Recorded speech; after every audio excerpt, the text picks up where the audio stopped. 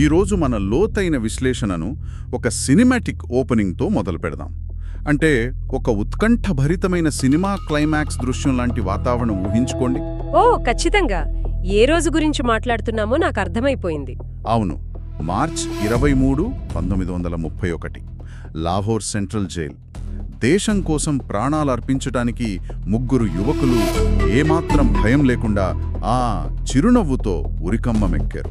ఆ త్యాగాల బరువుతో దేశం మొత్తం మూగపోయిందనుకునే లోపే వెంటనే మరో దృశ్యం వస్తుంది. సరిగ్గా కొద్ది రోజుల తర్వాత కరాచీలో ఒక సంఘటన జరిగింది. యాక్చువల్లీ అది చాలా ఆశ్చర్యకరమైన సంఘటన. మహాత్మా గాంధీకి నల్ల జెండాలతో స్వాగతం పలుకుతున్న కోపోద్రిక్తులైన జనం. ఒకవైపు దేశం గర్వించే యువకుల బలిదానం, మరోవైపు జాతిపితపైనే వ్యక్తమైన తీవ్రమైన అసంతృప్తి. ఈ రెండు దృశ్యాల మధ్య ఉన్న వైరుధ్యం చరిత్రలో ఎప్పటికీ ఒక మిస్టీవీగానే ఉండిపోయింది. ఇది రాజకీయంగా, చారిత్రకంగా ఎంతో సున్నితమైన అంశం కాబట్టి నేనొక విషయం ఇక్కడే చాలా స్పష్టంగా చెప్పాలనుకుంటున్నాను. చెప్పండి. ఈ విశ్లేషణలో మనం ఎవరి పక్షం వహించడం లేదు. అంటే ఎవర్నీ గుడ్డిగా సమర్థించడం లేదా తప్పుబట్టడం కాదు. కేవలం ఆ రోజు తెరవెనక రాజకీయాలు, న్యాయపరమైన యంత్రాంగం ఎలా పనిచేశాయో ఉన్నదున్నట్టుగా మాట్లాడుకుంటాం. 1931 మార్చ్ 23. ఇది కేవలం క్యాలెండర్లోని ఒక తేదీ కాదండి. మన స్వాతంత్ర పోరాట చరిత్ర గుండెల్లో గుచ్చుకున్న ఓ పదునైన గాయం. ఆ రోజున యావత్ దేశం మూగగా రోదించింది. భగత్ సింగ్, రాజ్గురు, ఇంకా సుఖ్దేవ్ దేశం కోసం నవ్వుతూ ఉరితాడును ముద్దాడిన యువ కెరటాలు. వాళ్ల త్యాగాన్ని చరిత్ర ఎప్పటికీ గుర్తుంచుకుంటుంది. కానీ వాళ్ల మరణం కేవలం ఒక వీరగాథగా మాత్రమే మిగిలిపోలేదు. అక్కడే ఒక పెద్ద వివాదం మొదలైంది.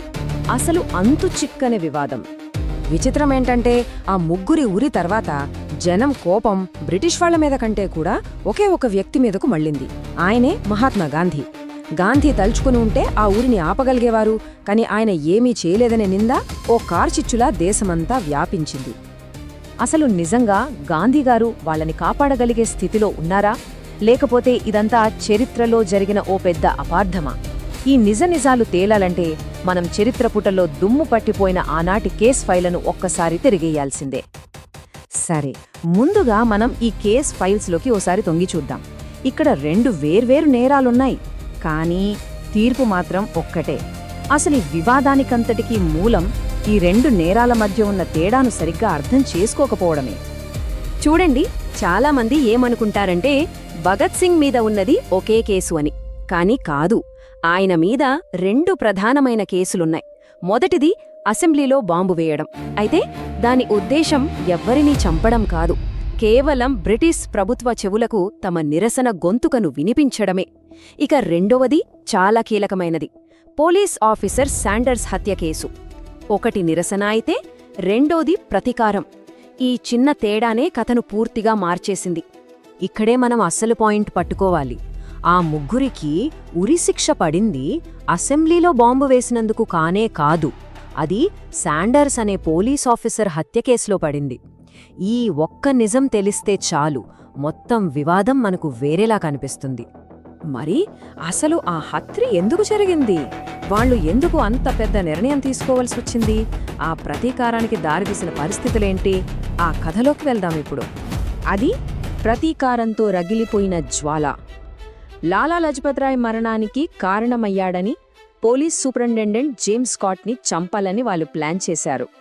కాని విధి ఆడిన వింత నాటకంలో పొరపాటున టార్గెట్ మిస్ అయింది. స్కాట్కి బదులుగా జాన్ సాండర్స్ అనే 21 ఏళ్ల యువ పోలీస్ అధికారి వాళ్ల బుల్లెట్లకు బలయ్యాడు. అంటే ఉద్దేశం ప్రతీకారమే అయినా జరిగింది మాత్రం పక్కా ప్లాన్తో చేసిన హత్య. ఇక చట్టం ప్రకారం చూస్తే ఇది ఖచ్చితంగా ఒక కోల్డ్ బ్లడెడ్ మర్డర్. అప్పటి బ్రిటిష్ రూల్స్ అయినా సరే, ఇప్పుడు మన ఇండియన్ పీనల్ కోడ్ సెక్షన్ 302 ప్రకారం చూసినా సరే, డ్యూటీలో ఉన్న ఒక ప్రభుత్వ అధికారిని ప్లాన్ చేసి చంపడమంటే శిక్ష చాలా తీవ్రంగా ఉంటుంది. యావజ్జీవమో లేదా ఉరిశిక్షో దాదాపుగా ఖాయం. అంటే వాళ్లకు చట్టపరంగా తప్పించుకునే దారులన్నీ మూసుకుపోయాయి. సరే, చట్టం ఇంత స్ట్రిక్ట్గా ఉంది, మరి అలాంటప్పుడు గాంధీగారు నిజంగానే చేతులు కట్టుకొని కూర్చున్నారా? ఏమీ చేయలేదా? లేక మనకు తెలియకుండా తెరవెనుక ఏదైనా కథ నడిచిందా? ఆ ప్రయత్నాలేంటో చూద్దాం. గాంధీ ఏమీ చేయలేదు అనే వాదనకు భిన్నంగా చరిత్రలో కొన్ని ఆధారాలు మనకు వేరే కథను చూపిస్తున్నాయి. నిజానికి ఆయన తన వంతుగా చాలా గట్టిగానే ప్రయత్నించారు. వైస్రాయ్కి పర్సనల్గా లెటర్స్ రాశారు, వాళ్ల తరపున పిటిషన్లు వేయించారు. చివరికి ఆయనే స్వయంగా వెళ్లి వైస్రాయ్ని కలిసి ప్రాణభిక్ష పెట్టమని అడిగారు. కనీసం ఉరిని రద్దు చెయ్యకపోయినా కాస్త వాయిదా వేయండి అని కూడా వేడుకున్నారు. మరి అంత పెద్ద మనిషి గాంధీగారే స్వయంగా రంగంలోకి దిగినా ఆ ఒత్తిడి ఎందుకు పనిచేయలేదు? దానికి కారణమేంటంటే ఈ కేసు అప్పటికే న్యాయ వ్యవస్థలో చివరి స్టేజ్కి వెళ్ళిపోయింది. లండన్లో ఉన్న ప్రివీ కౌన్సిల్, అంటే అప్పట్లో అదే సుప్రీంకోర్టు లాంటిది, వాళ్ల చివరి అప్పీల్ని కూడా కొట్టేసింది. ఇంకా తీర్పు తర్వాత వైస్రాయ్ కూడా ఏమీ చేయలేని పరిస్థితి. ఆయన చేతులు చట్టపరంగా కట్టేసినట్టయిపోయాయి. శిక్షను మార్చే పవర్ ఆయన చేతుల్లోంచి వెళ్ళిపోయింది. ఆ ఉరికి కొన్ని రోజుల ముందు గాంధీగారు తన మనసులో మాటను ఇలా చెప్పారు: భగత్ సింగ్ లాంటి ధైర్యవంతుణ్ణి ఉరితీయడాన్ని నా మనస్సాక్షి అంగీకరించడం లేదు అని. ఈ మాటలు వింటే మనకొక రాజకీయ నాయకుడు కనిపించడు, ఒక మనిషి పడుతున్న అంతర్మథనం కనిపిస్తుంది. వాళ్లు నడిచిన దారి వేరైనా వాళ్ల ధైర్యానికి ఆయన కూడా మనసులో సెల్యూట్ చేశారు. సో ఈ మొత్తం కథ మనకేం చెబుతోంది? ఇది మనకు సులభమైన జవాబులు ఇవ్వదు. ఇక్కడ దేశభక్తి ఉంది, త్యాగముంది, సిద్ధాంతాల మధ్య సంఘర్షణ ఉంది, అన్నింటికీ మించి తీరని వేదన ఉంది. ఇవన్నీ కలిపి ఒక సంక్లిష్టమైన వారసత్వాన్ని మనకు మిగిల్చాయి. ఆ ఉరి తర్వాత కరాచీ సెషన్లో జనం నల్ల జెండాలతో గాంధీకి నిరసన తెలిపారు. అప్పుడు ఆయన వాళ్లతో మాట్లాడారు. ఆయన మాటల్లో ఎలాంటి దాపరికం లేదు, చాలా స్పష్టంగా చెప్పారు. వాళ్లు వెళ్లిన దారి సరైనది కాదు, హింస ఎప్పుడూ వినాశనానికే దారితీస్తుంది అని. చూడండి, వాళ్ల త్యాగాన్ని ఆయన గౌరవించారు, కాని వాళ్లు నమ్మిన హింసా మార్గాన్ని మాత్రం ఎప్పుడూ ఒప్పుకోలేదు. అయితే ఇక్కడ మనం ఓ ముఖ్యమైన విషయాన్ని మర్చిపోకూడదు. బ్రిటిష్ వాళ్ల చేతిలో ఉరితాడుకు వేలాడింది ఈ ముగ్గురే కాదు.